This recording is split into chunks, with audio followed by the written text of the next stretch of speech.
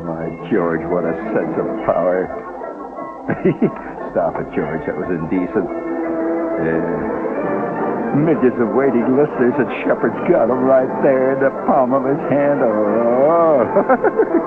Hey, this is Captain Midnight here, friends, who can leap distances with a simple wave of his hand, who can penetrate impenetrable walls with the piercing glare of his eye.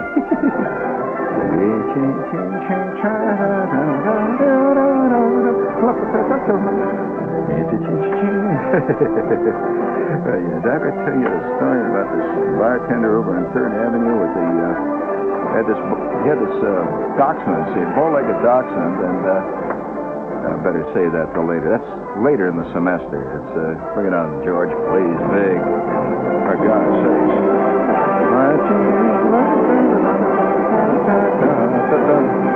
Oh, by the way, for the benefit of those of you who are squeamish, tonight is a sexy show, so stay away.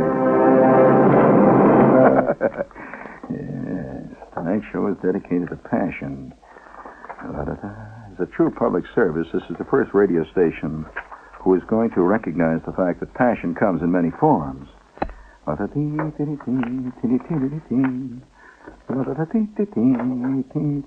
It does, you know. Most Americans think of passion only in sexual terms. Correct them all? Nothing could be further from the truth, and a few people in history have discovered the truth. Like, for example, Henry VIII. I mean, he not only dug chicks, but that's not all. I mean, the classic picture of Henry VIII throwing a giant soup bone over his shoulder is not lost on scholars of passion. That's we're going to get everything warmed up here. You don't mind George doing? God, huh? Amazing what man can do. Oh, that's beautiful. Let's try this one. All right, George. Ein, zwei, drei. And tonight, this totally involved radio station, recognizing its public indebtedness, brings to you a program of exquisite public service devoted to the recognition of one of the great unsung pleasures of man. Bring it on, please, George. Thank you very much. Big, big. I say big, big. My God, do it big, big, big. I say boom! That's it, thank you. That was wonderful. I've reset that, George. We may try that again. Very good. It's more fun than standing in the shower, you know. Caro syrup pouring out of the spout. I'm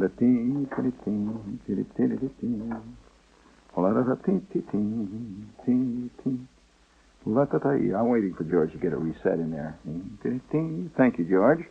Now, you mind if I try the other one on the other table there for a minute? I want to get everything warmed up here.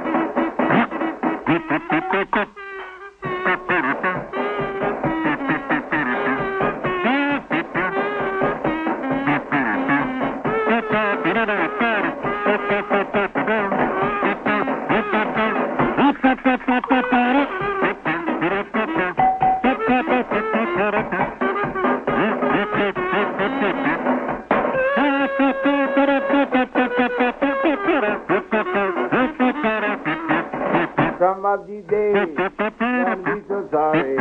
Some of the days, gonna be so happy. Gonna make your kisses, gonna make my love, gonna make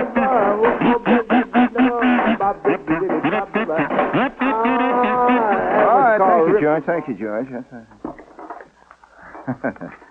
You're looking at a pro, you two, right? That was great, George. Thank you very much. That's very good.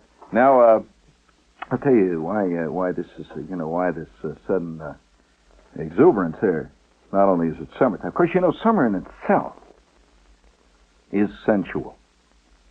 I mean, just the fact of summer. You agree? Oh, yeah. Passions run high.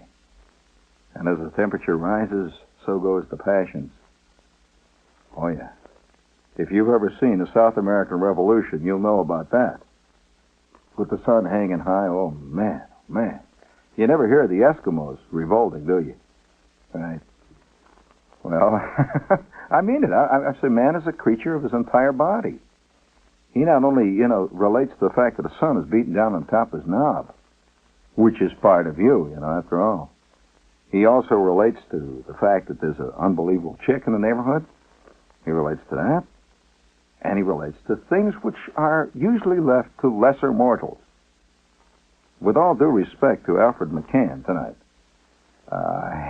he never talks about the passion side of great food. He talks about recipes from the good folk from the New Jersey Egg Council, but that's not what we're talking about here. The striped bass. No, not at all. I'll tell you one of the most great sexual moments in your life, I should say passionate moments, is the totally unprepared for, unexpected great scoff. Now, when generally when you prepare for a great meal, you say to yourself, I'm going to have this ruby meal. It turns out to be, never makes it quite. It's the unexpected scoff. Do you mind tonight if I do a show? Because most people, you see, measure their existence by various things that hardly ever get into novels. I'm talking about most people. They measure their lives not only by coffee spoons, with due respect to T.S. Eliot. They measure their lives. You like that little touch of literacy, don't you, gang? George, that's always good. They, it's going to be Sonic Exuberate tonight, too. They not only measure their lives by these little sneaky things, they also measure their lives by, the kind of stuff that Portnoy doesn't know about. You see, that's a tiny bit of a man. Now, if can you imagine what a great autobiography Henry VIII could write? If he sat down and said, I was born a kid named Hank. And he said, I suppose you want to know about all that jazz who my mother and father were. Well, they were this king, see, and this queen. And that's nothing, see. But, excuse me if I relate now in this case to J.D. Salinger and Holden Caulfield. Suppose you want to know about all that jazz. Well, I got it off quick, see.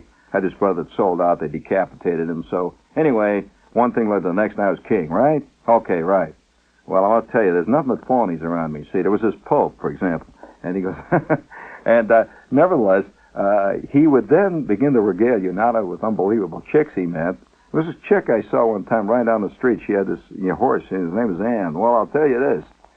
Of course, later on, she got to be quite a drag. But for about 20 minutes, you wouldn't believe it. And he goes, Henry was the first guy in history to do what everybody secretly likes to do. Whenever you get you get tired of this chick that's hanging around, you decapitate her. See, you start all over again.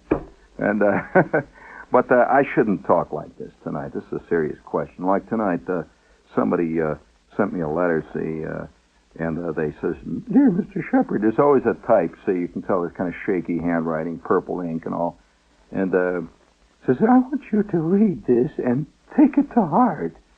And it's some article in some magazine like Reader's Digest, something. It wasn't exactly that. It was some magazine like that, see, and it was an article about sex by a priest. Well, that's kind of funny, to go to a priest for advice on sex is really, seriously, it's like going to a guy who lives in the desert on advice on lemonade. I mean, it's you just, I just kind of laughed. I thought, well, if I'm going to get advice like that, I think maybe I better go to where it's happening, like Henry VIII or, somebody. You got to get actual. Let's put it this way. Experience in the field, and you can't put experience down. You just can't, you just can't. And I suspect that most kids that are protesting war movies, which is not the same. Watching a movie is not the same as being on scene. I'm not putting. In fact, I'm even more anti-war than a guy who's never been there, which is usually the case. And once you've been shot at, you get very nervous about guns. Very, very nervous. Very, very nervous. In fact, the Daisy Air Rifle Company just presented me with a Red Ryder BB gun. I'm not kidding you. I got a letter from them, and they had to sneak it into the state. It's illegal. So You don't own a BB gun, you're going to own a bazooka, but... So, anyway, that's true. So, I get this thing, see, and I'm a little nervous about it, see, and it's a BB gun, you know? I said, what do you mean, Shepard? You qualified expert for crying out loud on the M1. What's this BB gun bit?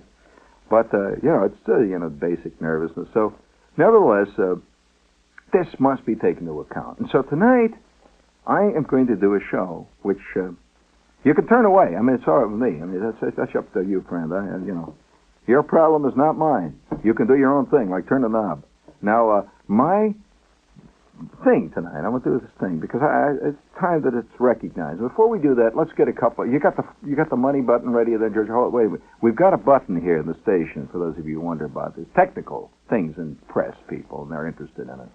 And we have two actually parallel circuits here at the station. Great electronic circuits. You know what a circuit is, right? You don't. Well, we'll have to start from the top there, won't we? Well, that's next semester. Nevertheless, let's put it this way. There are two avenues of information. There's two great trains run through this whole thing. It's like if there were two backbones. You see, you had one backbone for a swing and the other backbone for walking around looking official. Well, now, this one backbone that we've got here is the money backbone. It's the thing that sends all these little goodies your way, like me. Hi, George. And other things. Like, for example, if you turn your radio up right now, I want you to do that. Turn your radio up as much as you can, George. And would you please turn the gain up? George, I said turn the gain up. All the way. You hear that hum? That's because we got a cheap power supply here. And for those of you that have wondered about that, this is also sent to you by the money department, who figured if we could save a couple of dollars, on filters and the final power supply, every penny saved is a penny earned, right? Right, George, it is. And so tonight we want to salute that department, which is bringing you this wonderful hum and also bringing you this beautifully contrived Ford commercial. Yeah.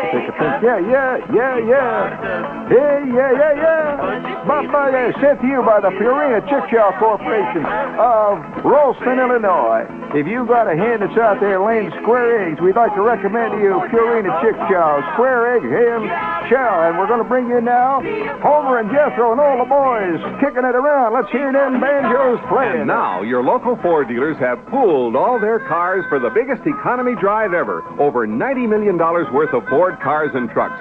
25,000 vehicles. The year's biggest discount.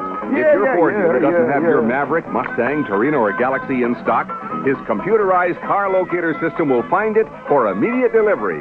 See your local Ford dealer for big savings now.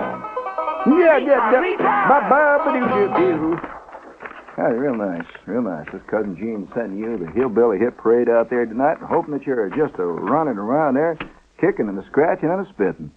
And while we're on that subject, friends, we want you to keep your cards and letters coming in, sent to you by the Purina Funeral Monument Corporation of East Peoria, Illinois. For those of you out there that got a loved one lying out tonight in an unmarked grave, we'd like to recommend to you that you send a card to the Peoria Monument Corporation of Peoria, Illinois. Oh, excuse me. I got carried away there. That's another show I used to do. You want to save money? Well, get a late model, low mileage A1 used car at your local Ford dealers.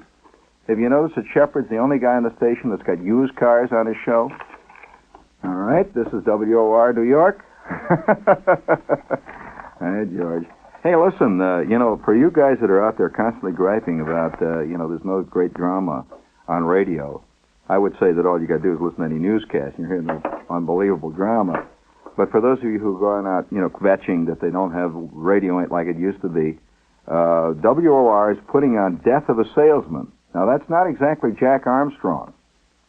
That's not exactly Superman. In fact, let's put it this way, the other side of the coin of Superman. But, I'm being very illiterate tonight. Death of a Salesman will be presented on WOR AM radio Sunday, May 17th at 3:30 to 6 o'clock. Now, that takes guts. I'm serious. When a radio station in the middle of, that's on Sunday. That's when the God Squad takes over. Now, on Sunday, in the middle of Sunday, from 3:30 until 6 o'clock in the afternoon, you're going to hear Death of a Salesman, and that is going to cause a lot of trouble in the Norman Vincent Peale crowd. I want to tell you this. I'm going to tell you. And you know that I'm the only guy probably in the history of New York radio who was ever the subject of a Norman Vincent Peale sermon. Did you know that? That's the truth. I won't tell you this. I won't tell you the details.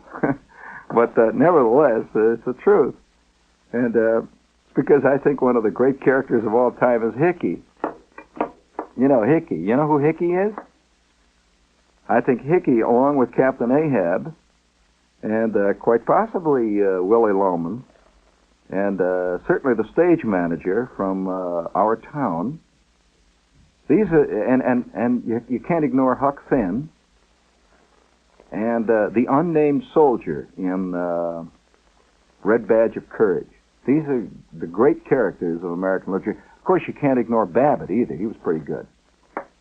Unfortunately, he works here on the 23rd floor, so it's not, it's pretty hard to talk about him. Well, so does Willie Loman. Hi, George, come to think of it, so does Captain Ahab. Well, you see, that's what makes a great character. Everybody knows one, just like it. Oh, yeah. Everybody knows Ahab. Everybody knows Willie. In fact, most of us grew up with Willie. By God, they really loved me down at the bowling alley.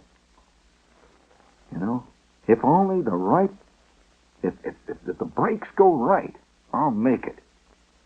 That's Willie. Of course, the brakes ain't going to go right. You got to have a pull. Who you know? That's Willie Loman. Now, Captain Ahab, what is he? He's the guy that walks around and says, he's Chicken Little. Captain Ahab is Chicken Little. Except the difference between Captain Ahab and Chicken Little is that Captain Ahab got mad that the sky was falling. And he went after the damn sky. He says, I'll show you, sky. And the next thing you know, holy smokes, he's pulled into the deep.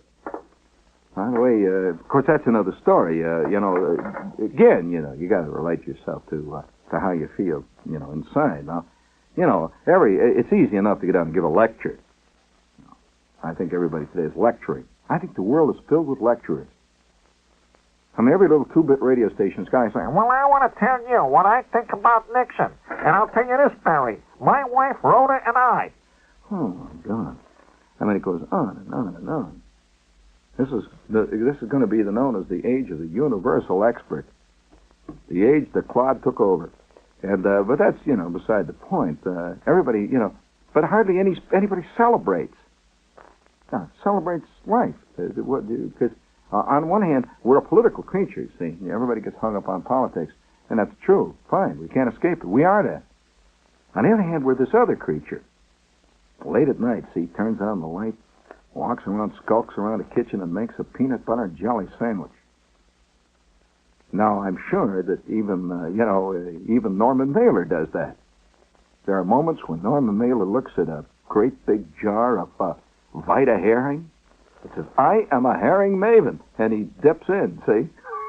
Somebody says, wait a minute, Normie, what about the Chicago 7? He says, Chicago 7, Schmevin, give me the... And he's digging into the maven, the herrings, And that side of life is life.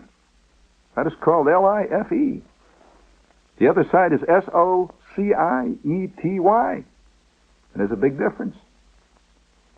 Now, I'll tell you what happened tonight. See, I think great unexpected meals like tonight. So I'm walking along this street. Now get ready with the big record, the big passion record. Hold it there. Now I'll give you the cue there, George. I'm walking along, see, and I see this crummy little restaurant, right?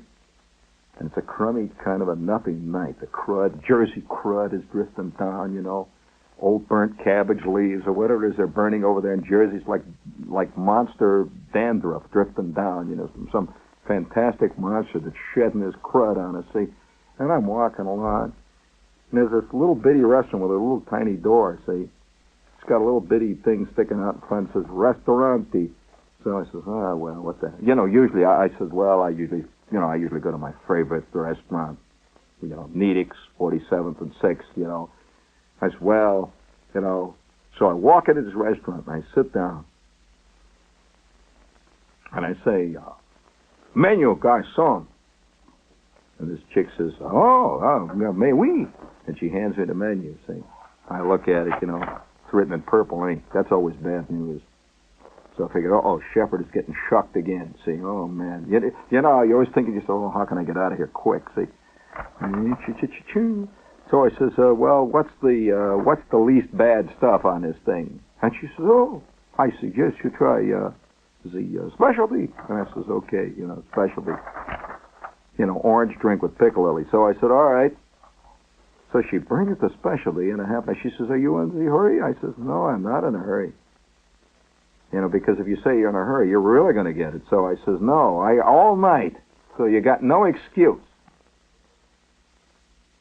Ah, oui. And she goes away. And about 2.5 hours later, I'm sitting there picking my teeth, lighting matches and playing cards and all that stuff. All of a sudden, she comes with this plate and puts it down in front of me.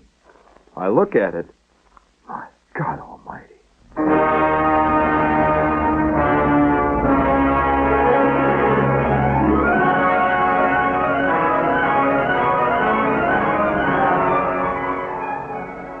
I want to tell you, for 1 minute, I am believing, for examples, that I am having the illusion, hallucination, that the heat has got me. There in front of me is a magnificent steamed brook trout with thinly sliced, so thin they were like paper, thinly sliced 2-hour-old mushrooms, with a subtle sauce that Zeus himself would have flipped over. I couldn't believe it. I touched it with my fork, and like some magic, the flaky, magnificent flesh of this brook trout, which obviously was caught not more than 7 minutes before, came off the tiny, thin, needle-like bones, just as in the greatest of all French cuisine exercises. There is an old expression in French, which says, if the flesh of the fish comes not off the rib, then the flesh is not well done. If, on the other hand, the rib comes off with the flesh, it is too well done. How'd you like this? Bum, ba-dum, bum. So she says, would you like a little wine? I says, you bet it. You're pippy, baby. Figuring I'd get Thunderbird number 4.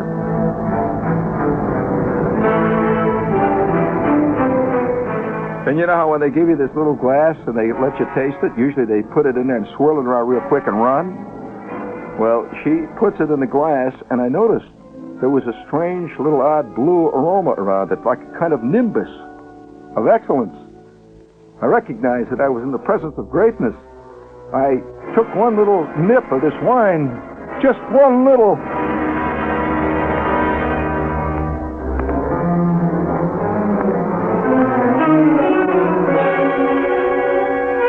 Well, I could see unconscious bodies all around me of people who had passed out because of the fantastic, ecstatic experience that they had all, the whole thing. And I realized that I was in the presence of Nero, Caligula, the great unnumbered horde of gourmets before me. Well, reset that, Big George. Reset that. So, it was totally unexpected. Had I prepared for this, I would have, oh, wow. So this chick comes, she comes over, and I couldn't believe it, see. And where do I tell you what happened then? Well, here is this brook trout. Now, most people can take fish or leave it alone. And you've often wondered why people talk about fish. Many people wonder this.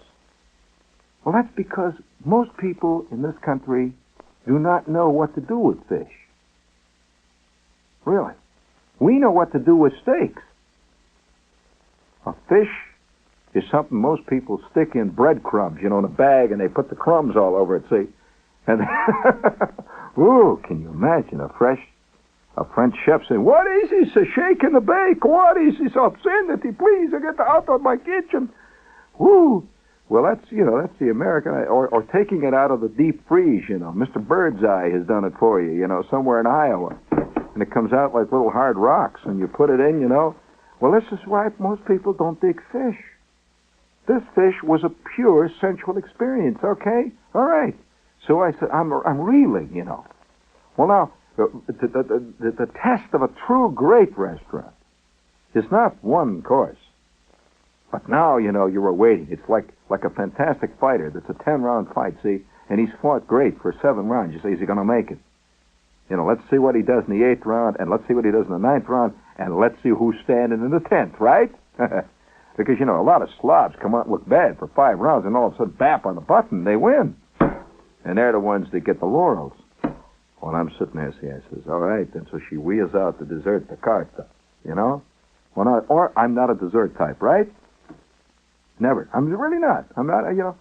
And so I see over here is this chocolat mousse. Mousse, chocolat, you know. The correct mousse, friends, in case you're curious, should be at least 5 light years lighter than you could ever conceive of packaged Jell-O pudding ever being.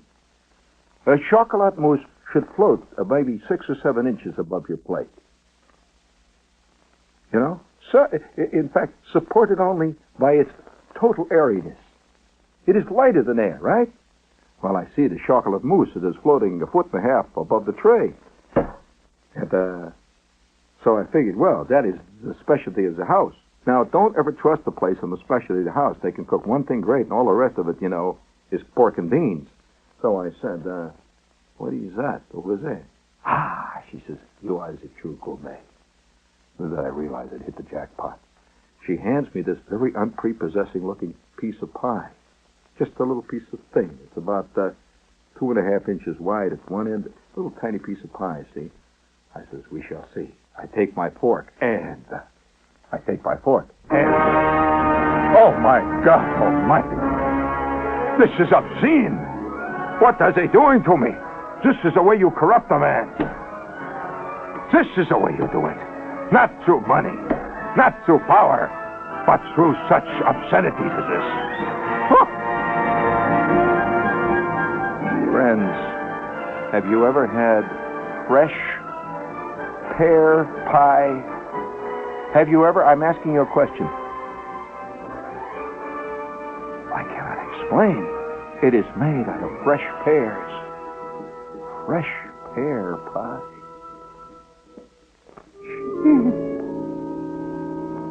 What do you do with this? Over it, the slightest touch, just the slightest touch, a faint suggestion of ephemeral, just the slightest suggestion of ephemeral cinnamon custard. Just a slight suggestion. You have to look carefully to see it there. I said, what is this? I turned it immediately, Charles Boyer. I says, excellente, goodimo, superbemo, didimo, goodissimo. And she says, mais oui, sir. It is a pleasure to serve you.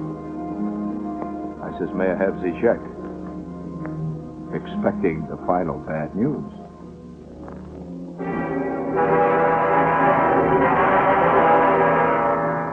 Yes, one gets what one pays for, mostly.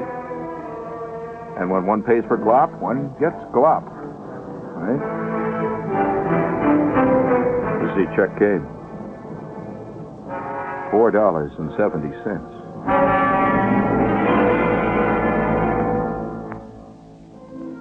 Well, thank you, George. Thank you, thank you, thank you very much. You play well. Never believe that's one man playing all that. Well, I want to tell you that moment was a moment that I will be a long time forgetting. It was me, and I won't tell you where it is. This is my own connection. Well, not tell you where it is, because, you know, the next minute, you know, I get out and I talk about it. The next minute, you know, Howard Johnson buys them out, and then what? Texas Tommies. 28 flavors, chocolate jimmies, the whole works. You know? Oh, I don't mind Howard. In fact, I like Howard. I've got a Howard Johnson beanie that I wear once in a while. You can buy a beanie, the official Howard Johnson blue and orange colors. That's got to put color on the top. And when you spin it, you know, it spins. It says, be careful of the donut. It's got a hole in it that spins like that, you know.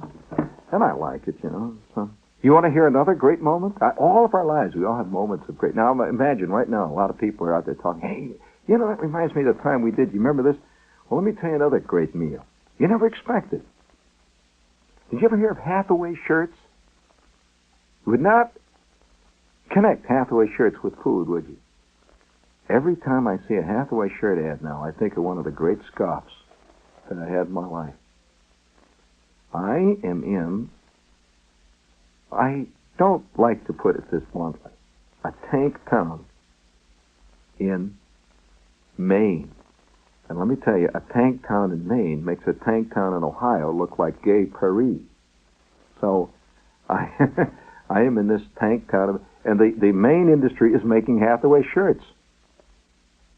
Now, this is Waterville, Maine. Now, the Hathaway Shirt Company is right on a river. It's on this river, the Kennebec River, which flows right through Waterville. So I'm in Waterville, Maine. It is a cold night, as it so often is in Maine. I'm walking down the street with this chick. Don't ask me why, that's another story. I'm walking, it has nothing to do with the story at hand. I'm walking, I'm telling you serious, that has nothing to do. Don't get on the extreme. That's another side of the gourmet taste. I'm walking down the street, it's cold, see? And here's the Hathaway shirt plant. It looks like, it's a big factory. It looks like kind of a warehouse, big factory right on the, see, this is a textile mill. And there's nothing open in town except Fred's Greasy Spoon. And one joint. There's a joint that says Syrian Dagwood on the window. I'm telling you the truth. Syrian Dagwood. Did you ever hear of a Syrian Dagwood? Nobody's ever heard of a Syrian Dagwood. There's a great big sign, and it's written in big white, whitewashed letters. It says Syrian Dagwoods. And there's a guy, and it's a little tiny store, about 6 feet square, and there's a guy in a white apron, with fingerprints all over it, and there's about 10 guys buying Syrian Dagwoods. So I said to this chick, how about a Syrian Dagwood? I never heard of them. And she says, where are they? I says, God only knows, but, you don't ask a question about what kind of water it is when you're in the desert, you get it, see? I said, let's get a Syrian Dagwood. So again, the guy says, what do you want? I says, a Syrian Dagwood. He said, want it all the way? That's a Maine type talk. I says, all the way. He says, all right, boys, he wants it all the way. Obviously, this is, reckless move on my part. So he says, it'll cost you 49 cents. I says, I'm ready to pop. I can spend. He says, all right. So he starts to make a Syrian Dagwood. It takes him 15 minutes. This Syrian Dagwood, I could see right away what's beginning to happen. It is like watching Beethoven sit down, and he says, I think I'll call this one The Night.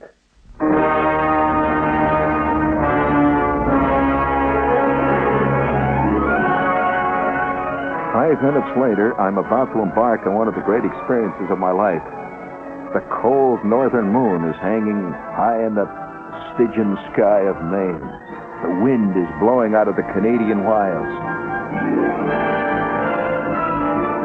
Shepherd is sitting on an old abandoned lock in the dams of the Kennebec River in the dark with a Syrian Dagwood that weighs 4 pounds in his hands. It is dripping succulent Maine juice all over my foot. And I have, in the other hand, a can of Narragansett beer. Do you ever hear of Narragansett beer? Well, they keep saying it on the Boston Red Sox. The only thing you can hear in Maine late at night on your radio is the Boston Red Sox games. And the guy keeps saying, have a Gansett. Well, I had a Gansett. A great big half-quart can of beer in one hand, a Syrian Dagwood in the other, the Kennebec River flowing dark and Stygian and primal below me, the wind blowing out of the northern Arctic, the great silver moon hanging high in the sky, and you could see a few lights in the Hathaway shirt factory where they were turning out, stuff that the guys on Madison Avenue would flip over. And I'm sitting there sucking at the Gansett and eating the Syrian Dagwood. And this chick is sitting next to me. Do I have to tell you any more? Do I have to tell you any more? What? I never have forgotten it. All right. So great food. Now, you want to hear another one? Reset that, George, please. I'll tell you another one, see? I'll tell you another story. Great meals. Unexpectedly great meals. And I keep thinking to myself, one day I'm going back. Hey, is there anybody tonight? Listen, hey, is there anybody tonight listening up in Maine who has ever been to Waterville and has gotten himself a Syrian Dagwood? I'm serious. That place is open. If you're traveling around in Maine, I found out now, if you're traveling around near Waterville, Maine, they are open every night to midnight. The Syrian Dagwood joint. And now, what is a Syrian Dagwood? How do you explain a Scarlatti Sonata? You can't say, well, it's a piece of meat. I can't tell you it's a sandwich. A Syrian Dagwood is aggressively sensual. Let's put it that way. And indescribable. Is there anybody out there listening? You got 9 minutes to call. We'd like to hear if there's anybody in Maine. Now, some guy calls, calling from Camden, Maine. It's not easy up there. And we recognize you up there, friends. Wouldn't you love to be down here? My God, if you can only get out of that rat hole, wouldn't it be groovy? You're going to be walking along Broadway tonight, right? Right. Boy, slobs, we're in Fun City, you know. We got it made. Right? We got a groovy mayor to whole bit. Oh, yeah. Who are you got? That little fat guy that runs the drugstore, right? We'd love to hear from you. You want to hear another great meal? You want to hear another one? Do you? Okay. See, part of a meal, friends, is not just the meal itself. It's the ambience, the zeitgeist, the surroundings, the frame, you see. It's where it's seen, how it is, right? Okay. Another scene. Shepherd is in Maine again. Where is he this time? He's sitting at the far end of a lake that contains obviously no more than 6 fish. He's been fishing in this lake now for 9 hours, hasn't even got the small bite. And he's in a canoe. And this is a small plastic woods canoe. You got it? The wind is blowing out of the north. Now, the temperature is down around 32, 33. It's right on the edge of freezing.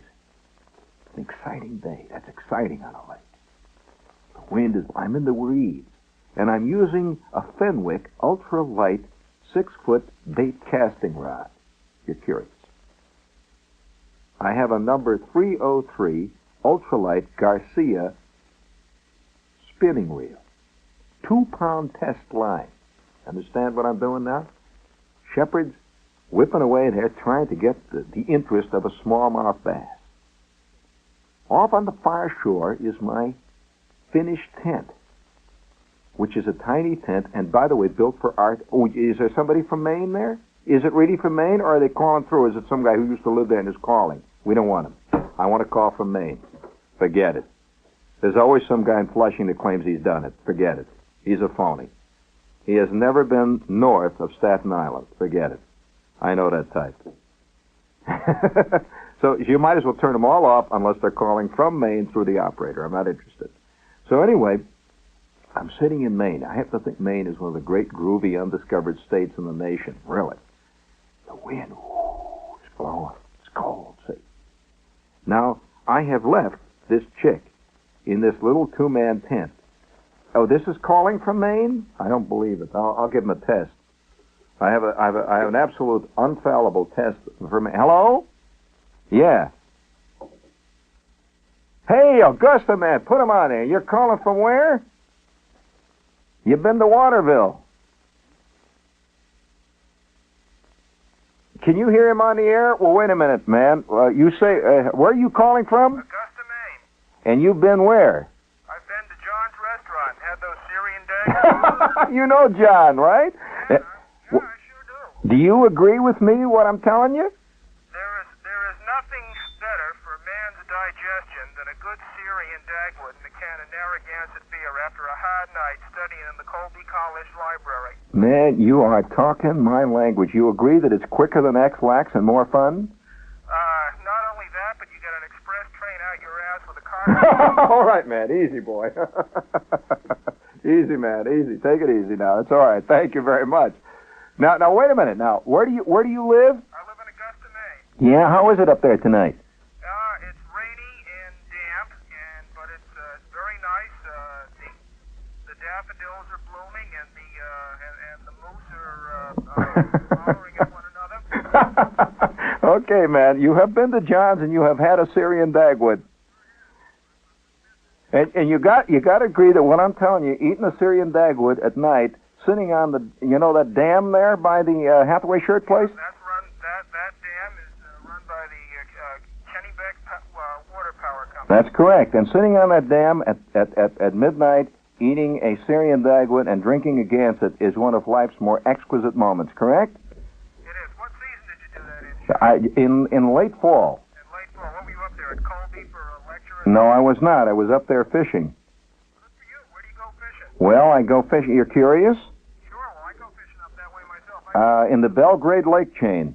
Sure. I know where I am. You know where Messalonsky is? Yep. Okay. A friend of mine has a cottage up in Messalonsky in Sydney. All right. And you know where Oakland, Maine is? Yep, sure do. All right.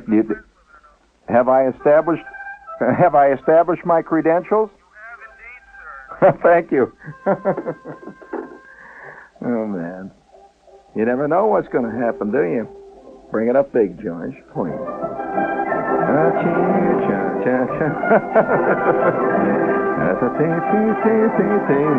You know, I had at least 5 other great meals that I was going to describe to you. For example, I was going to describe coming back. No, you don't want to hear about that. You know what I hear about the porterhouse steak at Montauk, do you? Most of my meals are involved in cold weather. You're not curious about one of the most totally sensual lobsters I've ever had in my life? Not curious about that, are you? Of course not. Have no curiosity at all, have you? I don't. And so each man carries with him this faintly discernible envelope of personal history.